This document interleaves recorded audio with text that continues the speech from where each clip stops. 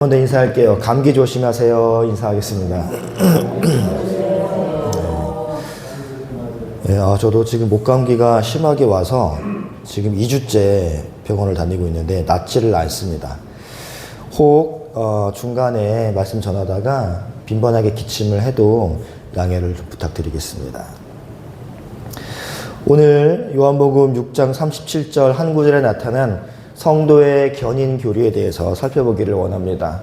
성도의 견인을 영어로 하면 Perseverance of Saint인데 성도가 견디게 하는 은혜예요. 끝까지 믿음을 버리지 않고 무슨 일이 있어도 어떤 상황 속에서도 믿음을 견지할 수 있는 은혜, 이게 성도의 견인입니다. 개혁주의 5대 강령 중에 마지막 은혜의 교리예요. 근데 이 성도가 끝까지 버티고 견디는 이것은 이 성도의 의지나 성도의 강인함이 아니라 그리스도께서 주시는 은혜로만 가능하다라는 것이 성도의 견인의 교리입니다. 그러니까 구원의 시작도 은혜이고 구원의 과정도 은혜이며 끝까지 그 구원이 완성되도록 어떤 상황 속에서도 믿음을 버리지 않도록 버티고 견디고 인내하는 것 역시 은혜로만 가능함을 우리에게 알려주는 교리예요. 지상의 교회에는 천상의 참된 교회로 선택을 받아 참된 신앙생활을 하다가 영생으로 들어가게 되는 성도가 있습니다. 그러니까 천상에 이미 완성된 교회가 있어요. 그 교회의 멤버들이 지상에도 살아갑니다. 근데 이 지상의 교회는 천상의 교회 멤버 외에도 가짜 멤버가 섞여 있어요. 그것을 우리는 알곡과 가라지로 성경에서 많이 접하죠.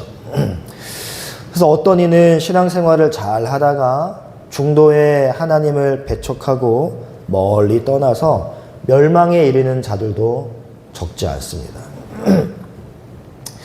그렇다면 구원은 취소되는 것인가? 라는 우리가 질문을 할 수 있습니다. 절대 그렇지 않습니다. 오늘 본문에서는 아버지께서 예수님께 주시는 자는 하나도 빠짐없이 다 예수께 올 것이다 라고 이야기를 했고요. 예수님께서는 자신에게 나아온 그 자는 무슨 일이 있어도 내쫓지 아니하신다 라고 약속하셨습니다. 하나님은 전능하신 분이시기에 실수나 실패와는 거리가 먼 분이십니다. 하나님께서 예수 그리스도께 구원하기로 작정하시고 선택하셔서 그리스도께 주신 자를 하나님이 놓치신다면 하나님은 전능하신 분이 결코 아니시죠. 하나님은 한 번 작정하신 일은 반드시 성취하시는 분이십니다. 대표적인 게 우리의 구원이에요. 우리의 구원은 그분이 시작하셨기 때문에 중도에 결코 탈락되거나 결코 실패되지 않습니다. 이것을 우리 신앙의 선배들이 열심히 연구해서 신학 용어로 정리한 것이 성도의 견인이에요. 하나님이 부르신 자는 구원이 완성되어 천국에 입성하는 단계까지 책임지고 끌고 가신다라는 말입니다. 그런데 성경에는 마치 하나님의 선택을 받아서 믿음을 선물로 받고 신앙생활을 잘 하다가 중도에 탈락할 수 있다라고 암시한 듯한 구절이 매우 많이 나와요. 여기에서 장로교로 교리가 형성되느냐, 감리교로 교리가 형성되느냐, 성결교로 교리가 형성되느냐, 이렇게 미세한 분파가 나뉘는 것입니다. 다시 말해서 하나님의 주권을 중시하느냐, 인간의 의지를 중시하느냐가 가장 큰 갈림길이에요. 우리 장로교는 성경적 교리를 굉장히 중시합니다. 인간의 의지는 사실 중요하긴 해요. 하지만 하나님의 주권보다 위에 있지 않아요. 우리의 인간의 의지 역시 하나님의 주권 하에 있는 것입니다. 쉽게 설명하면 하나님은 여기에는 우리 모두를 기차를 태워서 부산까지 보내기로 작정하시고 기차 안에 다 넣으셨습니다. 그런데 그 기차 안에서 우리가 우리의 의지를 가지고 서로 미워하기도 하고 싸우기도 하고 밥을 먹기도 하고 샤워하기도 하고 여러 가지 우리의 의지를 행사합니다. 하지만 하나님이 우리를 부산에 보내시겠다라는 그 계획은 우리의 의지와 상관없이 반드시 이루어진다는 것이죠. 즉 인간의 의지는 그 부산행 기차라는 하나님의 주권과 작정과 계획 안에서 자유롭게 이루어지는 것이지, 하나님의 부산행 기차라는 의지와 작정과 계획을 벗어나서 의지를 행사할 수 없다는 거예요. 이 관계를 우리가 잘 정립해야 하나님의 주권과 우리의 의지를 잘 이해할 수 있거든요. 또 하나 쉽게 설명하면 어항이 있습니다. 어항 안에 물고기들이 굉장히 많이 있어요. 하나님께서 이 어항을 A라는 지점에서 B라는 지점으로 옮기시는데 그 안에서 물고기들이 자유롭게 움직이잖아요. 하나님의 절대 주권과 인간의 의지의 관계가 그와 같다는 것입니다. 이렇게 장로교는 하나님의 주권을 굉장히 중시하는 교단이에요. 그래서 하나님의 선택을 우리가 간과할 수가 없습니다. 하나님의 선택하셨다라고 분명히 성경에 이야기하고 있고, 선택된 자는 반드시 실패 없이 구원이 완성된다라고 성경 곳곳에서 누누이 이야기하기 때문에 선택 교리를 절대 포기할 수가 없는 것이죠. 근데 성경에 보면은 신앙생활을 하다가 중도에 탈락할 수 있다라고 암시하는 게 굉장히 많아요. 이 괴리를 우리가 오늘 해결했으면 좋겠습니다. 오늘은 그렇게 구원이 취소된다라고 말하는 듯한 구절을 몇 군데 살펴보면서 우리가 가장 신경 쓰고 또 신경 써야 하는 부분이 어디인지 우리가 살펴보기를 원합니다. 우리 누가복음 8장 가볼까요? 12, 13절 함께 읽어봅니다. 시작.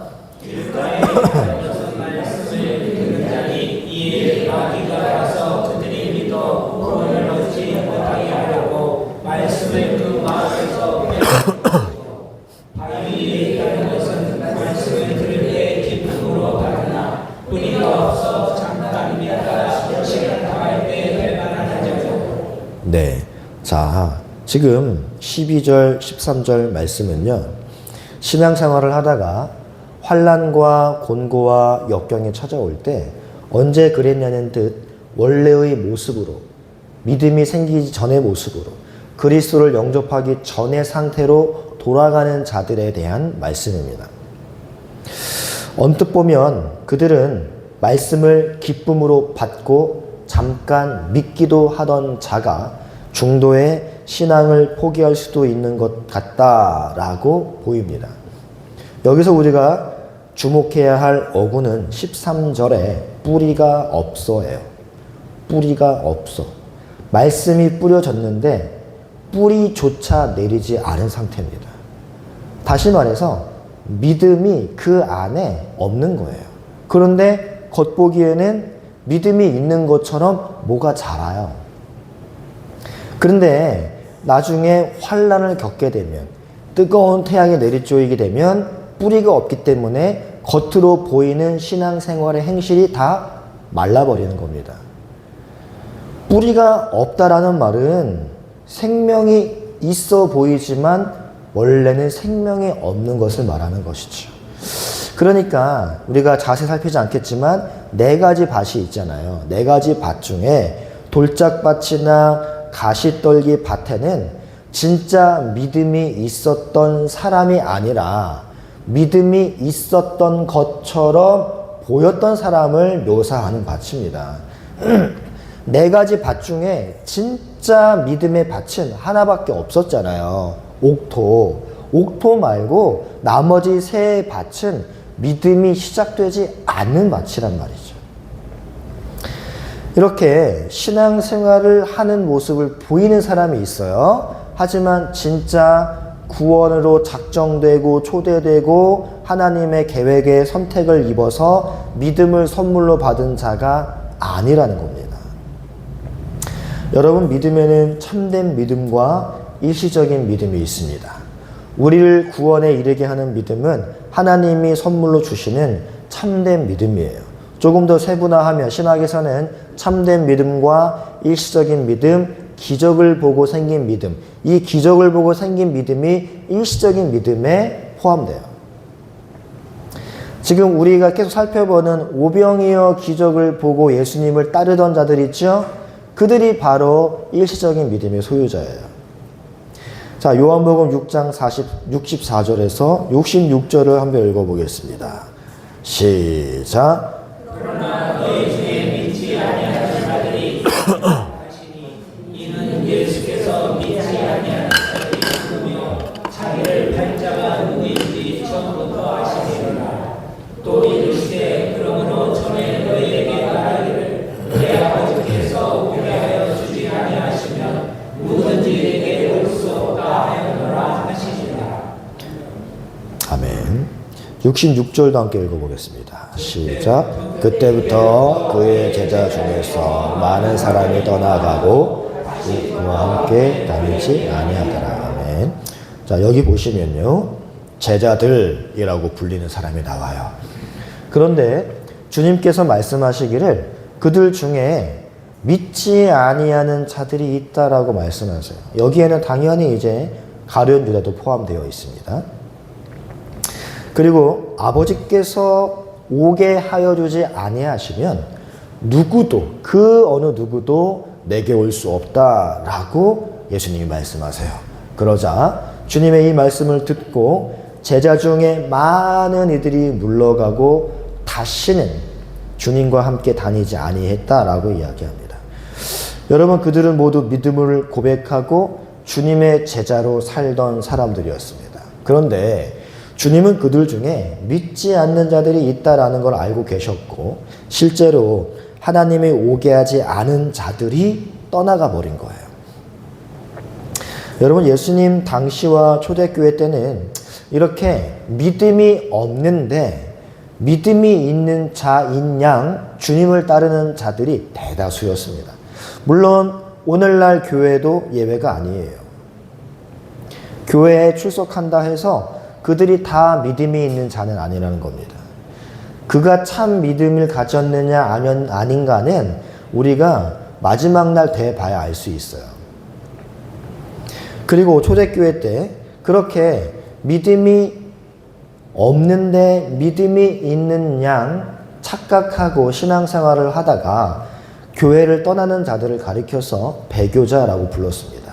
근데 사실 기독교, 참된 기독교 내에는 배교란 있을 수가 없어요. 배교하면 뭐가 떠올라요? 등 돌리고 떠나는 거잖아요. 믿음을 떠나는 거잖아요. 그런데 하나님이 믿음을 주신 자는 믿음을 떠나요, 안 떠나요? 안 떠납니다. 어떻게 배교가 있을 수 있어요? 그러니까 성경에서 말하는 배교라는 것은 참 믿음에서 벗어나는 배교를 말하는 게 아니라 참 믿음을 선물로 받지도 않았는데 진짜 믿음을 선물로 받은 자인 것처럼 신앙생활을 하다가 원래의 그 자리로 돌아간 것을 배교자라고 이야기하는 것이죠. 따라서 하나님이 부르신 참 성도에게 있어서 배교는 있을 수 없습니다. 하나님이 그리스도께 준 자는 마지막 날까지 보존되고 마지막 날 반드시 다시 살린다고 했거든요. 근데 배교자는 어떻게 돼요? 다시 살림을 받지 못합니다. 따라서 배교자란 원래부터 그리스도 밖에 있었던 그 자들이 잠시 믿는 것처럼 살아가다가 원래 그 자리로 다시 돌아간 것을 말하는 거예요. 자, 디모데후서 2장 16절부터 18절까지 읽어보겠습니다. 시작. 망명되고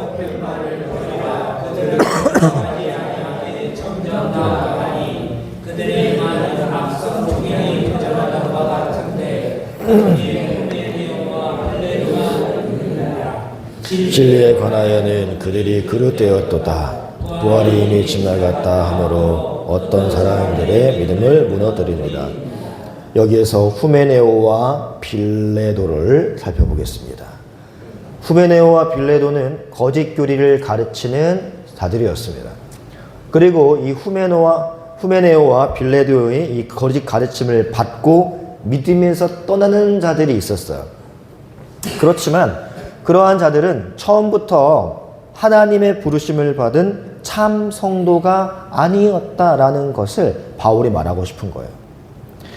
후메네오와 빌레도 자신들도 가짜 믿음을 소유한 교인이었을 뿐만 아니라 이 후메네오와 빌레도의 가르침을 받은 자들이 믿음을 떠났거든요. 그 자들 또한 진짜 믿음을 소유한 자들이 아니었다라는 것을 바울이 말하는 거예요. 자, 요한일서에 보시면 왜 그들이 가르침에 속아서 교회를 떠나게 되는지가 잘 나타나 있습니다. 요한일서 2장 18절 19절 읽어봅니다. 시작. 아이들아, 지금 마지막 때라 적 그리스도가 우리를 향하는 나이가 들은 것과 같이 지금도 많은 적 그리스도가 일어났으니 그러므로 우리가 마지막 때인 줄 아노라. 그들이 우리에게 나갔으나 우리에게 속하지 아니하였나니 만일 우리에게 속하였더라면 우리와 함께 거하였으려니와 그들이 나간 것은 다 우리에게 속하지 아니함을 나타내려 합니다. 자, 여러분 잘 보시면요. 초대교회에서 배교를 하고 교회를 떠난 자들이 있었는데 요한은 그들을 일컬어 뭐라고 이야기하냐면 우리에게 속하지 않은 자들이라고 말을 합니다. 당시 초대교회는요, 교회의 멤버를 아무나 받아들이지 않았어요. 사실 누구에게나 교회의 문은 활짝 열려 있지만 교회의 문턱은 굉장히 높았습니다. 오늘날 한국교회는 교회의 빈자리만 채워주면 어서 오십시오, 어서 오십시오 누구나 다 받아들이는 추세예요. 하지만 초대교회 때는 검증을 거쳐서 교인을 받아들였다고요. 그렇게 해서 이 사람이 진짜 그리스도에 대한 올바른 신앙 고백을 하는 자인지 아니면 이단 사상을 가지고 있는 자인지 검증을 거쳐서 그들에게 교회 멤버십을 줬단 말입니다. 그런데 그렇게 올바른 신앙생활을 하던 자들 중에서도 가짜가 있었단 말이에요. 검증을 거쳐서 진짜 참된 신자만 추려서 받은 자들 중에도 가짜가 있었단 말입니다. 그런데 그들은 자기들 스스로가 진짜 성도인 줄 알고 착각하며 살고 있었단 말이죠. 그런데 그 중에도 후메네오와 빌레도처럼 적그리스도의 역할을 하던 자들이 있었고 자신이 진짜 신자인 줄 알고 신앙생활을 하던 자들이 그들의 가짜 가르침을 받고 믿음을 버리기도 했어요. 그러나 그들은 요한이 말하는 것처럼 처음부터 하나님의 택하심에서 제외된 자, 즉 우리에게 속하지 아니하였던 사람인 것입니다.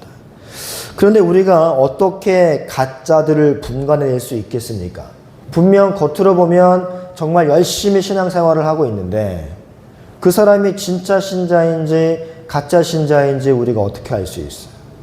그냥 열심 없이 어영부영 신앙생활하고 교회도 뭐 일주일에 한 번만 나오고 이러면 가짜 신자고 매주 열심히 나오고 봉사하고 열심히 기도하고 그러면 다 진짜 신자입니까? 우리는 알 길이 없습니다. 그래서 사도 바울도 보면은 아무리 가짜처럼 보이는 형편없는 신자라 할지라도 교회에서 바로바로 내치지 않았습니다. 바울은 그 어떠한 불가능해 보이는 사람도 쉽게 포기하지 않았어요. 왜냐하면 그자가 진짜 신자인지 가짜 신자인지 알 방도가 없기 때문입니다. 디모데전서 1장 19절부터 20절 보세요. 함께 읽습니다. 시작. 믿음과 착한 양심을 가지라 어떤 이 양심을 버렸고 그 믿음에 관하여는 반선하였느니라. 그 가운데 후메네오와 알렉산더가 있으니 내가 사탄에게 내준 것은 그들로 훈계를 받아 신성을 모독하지 못하게 하려 함이라. 네. 여기에 보시면 후메네오가 또 나오죠. 후메네오와 알렉산더라는 사람이 양심을 버린 행동을 했고 믿음에 있어서 파선한 자와 같은 행동을 했습니다. 그래서 사도 바울이 그들을 사탄에게 내어주었다라고 이야기를 해요. 그 말은 교회에서 아주 내쫓아 버렸다를 말하는 게 아니에요. 분명 그들은 나중에 교회를 떠났습니다. 그러나 바울이 그들을 쫓아낸 게 아니라 그들 스스로 떠난 거예요. 바울은 그들을 회개케 하여서 참 교회의 일원으로 만들기 위해 그들을 사탄에게 내어준 겁니다. 그러면 조금 더 깊게 들어가서 바울이 사탄에게 그들을 내어주었다 했을 때 사탄에게 내어준다라는 게 무슨 말일까요? 하나 더 살펴볼게요. 고린도전서 5장 1절로 5절입니다. 한 절씩 교독해 보겠습니다. 너희 중에 심지어 음행이 있다 함을 들으니 그런 음행은 이방인 중에서도 없는 것이라 누가 그 아버지의 아내를 취하였다 하는도다. 그리하고도 너희가 오히려 교만하여서 어찌하여 교만이 되지 아니하고 그 일을 자들 너희 중에서 쫓아내지 아니하였느냐. 내가 실로 몸으로는 떠나 있으나 영으로는 함께 있어서 거기 있는 것 같이 이런 일 행한 자를 이미 판단하였노라. 주 예수의 이름으로 너희가 내 영과 함께 모여서 우리 주 예수의 능력으로 이런 자를 사탄에게 내어 주었으니 이는 육신은 멸하고 영은 주 예수의 날에 구원을 받게 하려 함이니라. 여러분 5절 보시면은 사탄에게 내어 주었으니 하고 사탄에게 그 자를 내어준 목적이 나와요. 목적이 무엇입니까? 육신은 멸하지만 영은 구원을 받게 하기 위함입니다. 그러니까 마치 사탄에게 내어준다 하면 그 사람을 뭐 교회 밖으로 발로 뻥 쳐버리고 쫓아내는 것 같은 뉘앙스로 다가오지만 바울이 말하는 사탄에게 내어주는 것의 진의는 구원과 연결돼요. 구원받게 하기 위해 사탄에게 내어주는 거예요. 자, 사탄에게 내어주는 구체적인 행동은 우리가 알 길이 없지만 사탄에게 내어주는 진정한 목적은 주 예수의 날에 구원을 받게 하기 위함입니다. 자, 사도 바울이 어떤 교인들을 사탄에게 내어주었다고 하죠? 그 이유를 육신은 멸하게 합니다. 하지만 영은 살게 하기 위함이에요.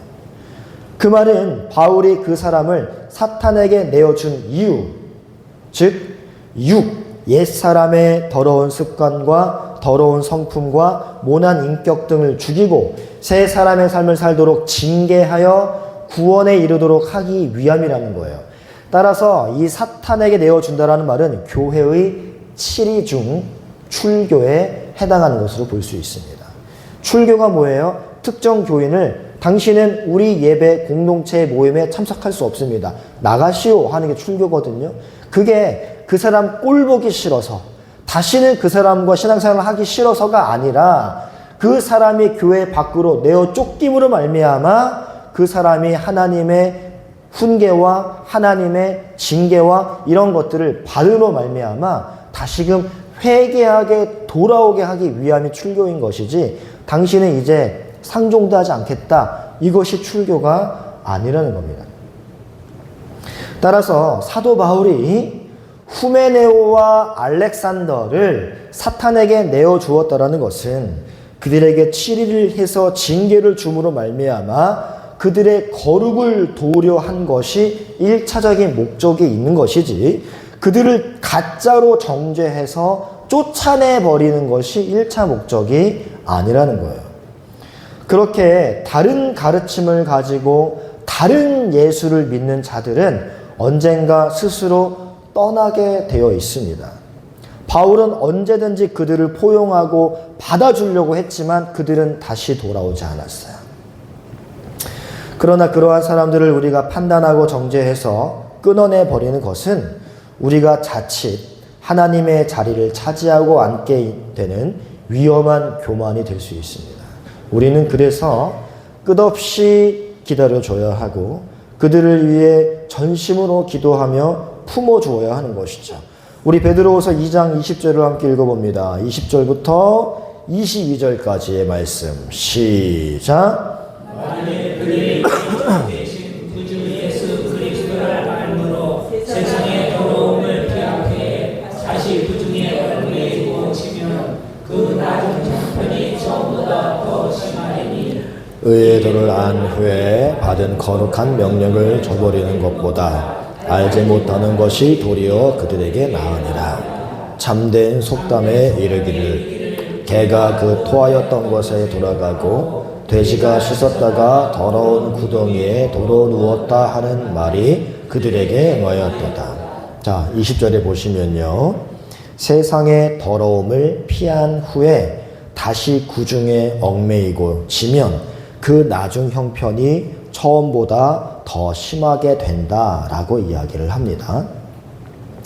여러분은 구원받은 이후에 단 한 번도 세상의 더러움을 피했다가 다시 그 더러움에 져 본 적이 없습니까?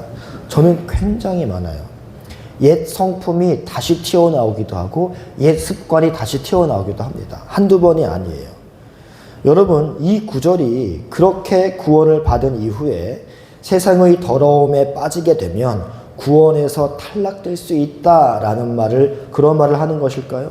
21절에 보면 20절 끝에 보시면 나중 형편이 처음보다 심하리니 라는 말씀에서 구원이 취소된다라고 추론하는 사람들이 굉장히 많이 있습니다. 여러분, 잠깐 베드로전서 1장 4절 보세요. 이로써 보배롭고 지극히 큰 약속을 우리에게 주사 이 약속으로 말미암아 너희가 정욕 때문에 세상에서 썩어질 것을 피하여 신성한 성품에 참여하는 자가 되게 하려 하셨느니라 라고 이야기합니다.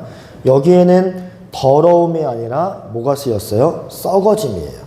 다시 베드로후서 2장 20절로 22절 보세요. 20절에서 22절. 20절에 보시면 세상에 더러움이 나오죠. 세상에 더러움이 나옵니다. 다시 한번 베드로후서 1장 4절 보세요. 1장 4절 중간에서는 썩어질 것이 나와요. 더러움이라는 단어가 쓰인 게 아니라 여기에는 썩어짐이라는 단어가 쓰였습니다. 신의 성품에 참여하게 된 성도, 다시 말해서 구원받은 성도예요. 구원받은 성도는 더러움이 아니라 썩어짐에서 피한 자들입니다. 더러움이란 단어는요, 웅덩이나 진흙투성이 같은 곳에 빠져서 오물이 겉에 묻어있는 상태를 더러움이라고 표현을 합니다. 반면에 썩어짐이라는 단어는 내적 부패, 멸망이라는 뜻으로 본질의 매우 깊은 곳의 부패를 가리키는 게 썩어짐이에요. 그러니까 더러움은 외향적인 것을 말하는 거고 썩어짐은 내면적인 걸 말하는 거예요. 그러니까 베드로후서 2장 20절 이하의 내용은 썩어짐에서 벗어난 구원받은 자들의 타락을 말하는 게 아니라 겉만 번지르르하게 더러움에서 피했다가 다시 그 더러움 속으로 빠져들어간 가짜 신자들을 이야기하는 겁니다. 22절을 보시면요. 그래서 베드로가 속담을 이렇게 인용해요. 개와 돼지를 인용합니다. 개와 돼지를 들어서 개가 토하였던 곳에 돌아가고 돼지가 씻었다가 더러운 구덩이에 도로 누웠다라는 속담을 인용합니다. 여러분, 돼지가 더러운 구덩이에서 막 뒹굴던 돼지를 갖다가 깨끗하게 씻겨 놓았어요. 그런다고 이 돼지가 사람이 됩니까? 아니라는 거예요. 이 돼지가 사람이 되는 게 아니라는 겁니다. 돼지라는 본질이 바뀌지 않았어요. 하지만 본질이 바뀌지 않은 그 돼지를 겉에 피부를 깨끗하게 씻었습니다. 그런다고 사람이 되는 게 아니에요. 마찬가지로 베드로는 본질에는 아무런 변화가 없이 단지 도덕적, 윤리적으로 잠시 깨끗하게 살다가 다시 원래의 개, 돼지의 모습으로 돌아가는 가짜 교인들의 타락을 지적하는 거예요. 오늘 조금 어렵죠? 그러니까 구원이 시작됐다가 구원이 취소되는 건 절대 있을 수가 없단 말입니다. 개나 돼지로 비유되는 그러한 가짜 신자들은 구원 자체가 시작되지 않은 것이죠. 예수님이 이러한 자들을 뭐라고 말씀하셨냐면 회칠한 무덤이라고 표현했습니다.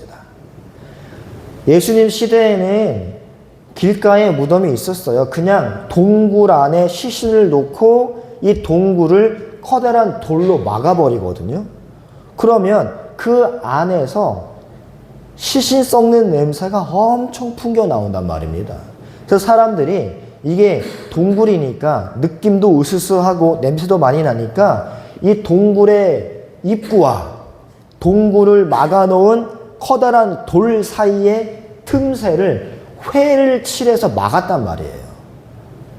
그러면 사람들이 겉으로 보기에는 말끔하게 회를 칠해놨으니까 동굴이라는 것을 식별하지 못해요. 하지만 그 안에는 죽은 시신이 부패하고 썩어 들어가고 있단 말이죠. 그러니까 예수님께서 이걸 왜 이렇게 훈계하시고 화내시면서 지적하신 거예요. 내면의 변화는 없으면서 겉으로만 금식하고 겉으로만 선행을 행하고 겉으로만 그리스도인인 척 하는 사람들을 나무라신 겁니다. 이게 바로 개가 다시 토한 곳으로 돌아가고 돼지가 누웠던 곳으로 다시 돌아간다라는 말의 진의죠. 자, 여러분 또 한 구절 보겠습니다. 로마서 11장 17절에서 21절 말씀입니다. 한 절씩 교독합니다.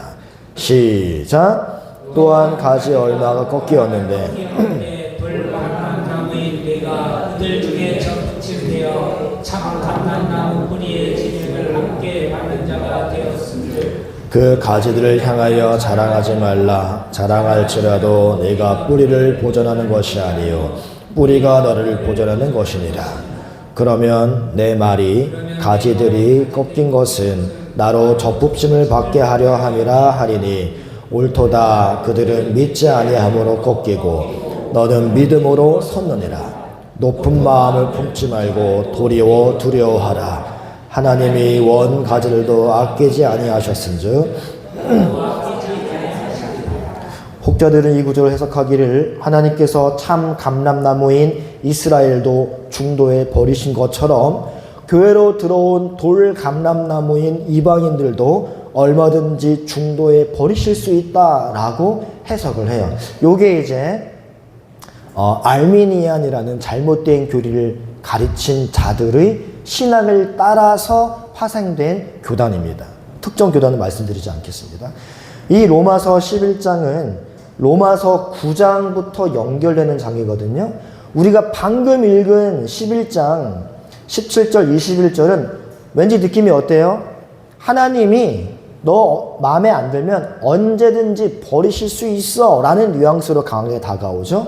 근데 이 로마서 11장은요 로마서 9장부터 연결되어 같은 이야기를 하는 장입니다. 바울은 로마서 8장에서 뭐라고 말씀하셨어요? 그 무엇도 하나님의 사랑에서 끊어질 수 없음을 피력하거든요. 그래서 38절 39절에 보시면 내가 확신하노니 사망이나 생명이나 천사들이나 권세자들이나 현재일이나 장래일이나 능력이나 높음이나 깊음이나 다른 어떤 피조물이라도 우리를 우리 주 예수 그리스도 안에 있는 하나님의 사랑에서 끊을 수 없다라고 로마서 8장의 결론을 내리고 그리고는 9장부터 그렇다면 유대인이 예수님을 죽여버림으로 말미암아 선민의 자리에서 탈락한 것은 어떻게 설명할래에 대한 변증을 시작하는 게 9장입니다. 다시요. 8장에서 뭐라고 결론 내렸어요? 그 어떠한 것도 하나님의 사랑에서 끊을 수 없다라고 결론 내리고 9장에서는 뭐에 대한 변론이라고 말씀드렸어요?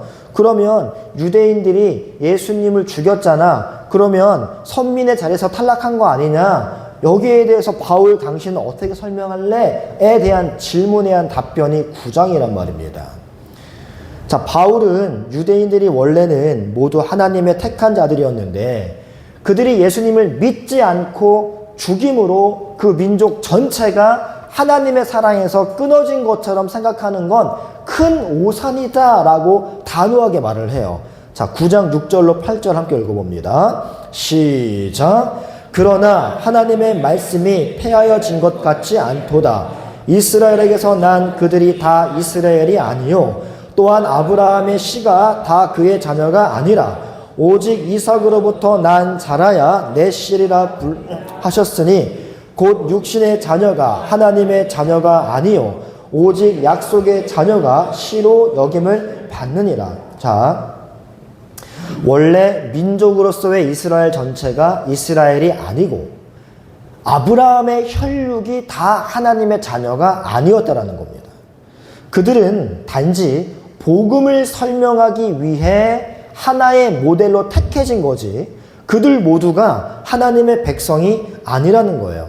그래서 그들이 예수님을 죽였지만 그 속에서도 하나님의 택한 백성들은 예수를 믿고 교회에 속하게 되어 구원을 얻게 된다는 말이죠. 바울은 복음을 설명하기 위해 구속사 속에서 먼저 택해진 그들의 신분을 참 감람나무라고 묘사한 것이고 이스라엘 밖에 있던 자들 이방인들을 돌감람나무라고 칭하고 있는 것입니다. 그리고 그 참 감람나무로서의 이스라엘 사람들 중에 예수를 믿지 않는 유기된 자들을 들어서 이방인들 중에 교회로 돌아온 사람들에게 경고의 말을 하고 싶은 거예요. 먼저 선택을 받아 많은 유익을 갖고 있었던 유대인들 중에서도 가짜가 그렇게 많았다면 이방인인 너희들 중에는 얼마나 많은 가짜가 있겠느냐 이걸 말하는 거예요. 유대인들 중에서도 하나님이 선택을 받지 못한 가짜 신자가 그렇게 많았는데 이방인인 너희들 중에는 얼마나 많이 있겠느냐. 그러니까 너희들도 교회의 멤버가 되었다고 해서 안심하지 말고 늘 자신의 신앙을 점검하라는 것입니다. 고린도후서 13장 5절 읽어보겠습니다. 시작. 너희는 믿음 안에 있는가? 너희 자신을 확증하라. 예수 그리스도께서 너희 안에 계신 줄을 너희가 스스로 알지 못하느냐? 그렇지 않으면 버림받은 자리라. 아멘.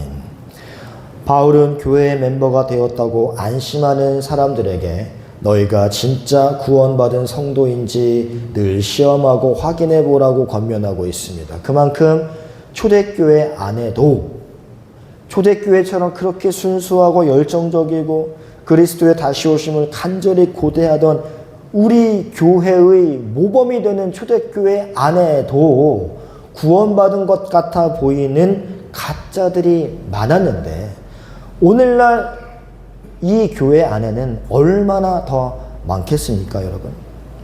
마틴 로이드 존스 목사님은 그렇게 지상에 있는 눈에 보이는 유형 교회를 어떻게 정의했냐면 섞여 있는 대중이라고 정의했습니다. 가짜와 진짜가 섞여 있는 대중. 교회라고 부르지 않았어요. 대중이라고 불렀어요. 창세전에 선택받은 사람들도 있지만 아닌데도 불구하고 교회에 섞여 있는 가라지도 있다라는 것이죠. 교회가 완전하게 정결케 되고 영어롭게 되기까지는 그 안에 가라지들이 많이 섞여서 진짜인 것처럼 행동하고 있음을 잊지 말라는 취지로 교회를 일컬어 섞여 있는 대중이라고 불렀습니다. 지금까지 우리가 찾아본 이 구절들은 누가 진짜 신자이고 누가 가짜 신자인지 구별해내고 색출해내라 라는 의도로 우리에게 주신 구절이 아니에요. 다른 사람이 진짜이고 다른 사람이 가짜인지는 신경 쓸 필요가 없습니다. 진짜 신경 쓸 건 내가 진짜인가를 신경 써야 돼요. 우리의 믿음이 살아있는 믿음인지 죽은 믿음인지 참 믿음인지 일시적인 믿음인지를 시험하고 확인하여 보다 진지한 신앙생활로 우리를 이끌어주기 위한 구절들이지 단지 누군가의 신앙생활의 행태를 보고 저 사람은 가짜인가 봐 이렇게 판단하라고 주신 구절이 절대 아닙니다. 나에게 준 거예요. 하나님은 우리를 창세전에 천상의 참된 교회로 택하셨습니다. 그리고 일단 한 번 부르심을 받은 사람은 반드시 완성의 자리로 가게 되어 있어요. 그러한 하나님의 열심은 우리의 열심을 격발하게 되어 있습니다. 하나님의 우리의 구원을 위한 열심은 우리의 열심으로 투영되어 나타나게 되어 있어요. 그래서 우리는 정말 우리가 하나님의 부르심을 받은 자들이 맞는지 늘 시험해보고 확인하는 삶을 살아야 합니다. 우리가 우리의 자녀를 향해서 해야 할 걱정은 이 아이가 공부를 얼마나 잘하는지, 내가 원하는 대학을 가줄 수 있는지 없는지, 이 아이의 재능과 기질을 살려서 직장을 잡을 수 있는지 없는지, 그게 아니라 내가 천국 가서 눈을 떴을 때 그 아이가 거기에 있을까 없을까를 놓고 우리는 걱정해야 된다는 것이죠. 내가 과연, 또 내 아이가 과연, 내 부모님이 과연 구원받은 자가 맞는가? 지금 함께 나와서 예배드리고 헌금하고 신앙생활을 하고는 있지만 참 구원받은 자가 맞는가? 복음을 참으로 깨달은 자가 맞는가를 우리는 먼저 걱정해야 되는 거예요. 우리는 늘 확인하고 또 확인해야 하는 그 과제. 내가 하나님의 사랑하심을 받은 자가 맞는가? 그렇지 않은데 내가 지금 후메네오와 빌레도처럼 또 그들의 가르침에 속아서 교회를 다닌 사람들처럼 진짜 신자인 줄 알고 신앙생활을 하고 있지는 않는가? 그 구원받은 자다운 합당한 모습이 나에게 있는가? 이것을 우리가 견인의 교리를 통해서 근신하고 깨어 점검해 봐야 하는 것입니다. 나에게 구원이 시작되지도 않았는데도 불구하고 하나님이 시작하신 구원 끝까지 완성해 주시겠지 하며 안일한 신앙생활을 하라고 견인의 교리를 믿음의 선배들이 주신 게 아니라 견인의 교리를 통해서 내 삶 속에 끝까지 버티고 인내하고 어떠한 상황과 어떠한 환난과 역경 속에서도 믿음을 견지하는 모습이 있는가를 확인하며 내 신앙을 점검하라고 주신 것이지, 하나님이 나를 끝까지 보호하실 거야, 괜찮아 하면서 안일하게 신앙생활 하라고 주신 교리가 아니라는 말씀입니다. 하나님이 한번 구원하기로 작정한 자는 결코 중도에 탈락될 수 없습니다. 교인이었지만 후에 믿음에 떠나서 하나님의 사랑에서 중도에 끊어지는 자들처럼 보이는 자들이 있을 수 있지만 그들은 하나님의 사랑에서 중도에 끊어진 게 아니라 처음부터 하나님의 호의를 받지 못한 자인데 일시적인 믿음으로 신앙생활을 하는 것처럼 보였던 것 뿐입니다. 혹시 내가 그러한 자가 아닌지 우리는 늘 고민하고 점검해야 돼요.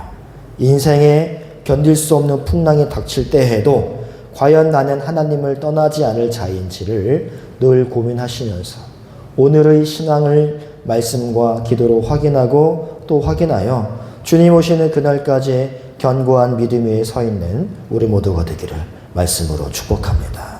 우리 찬양하고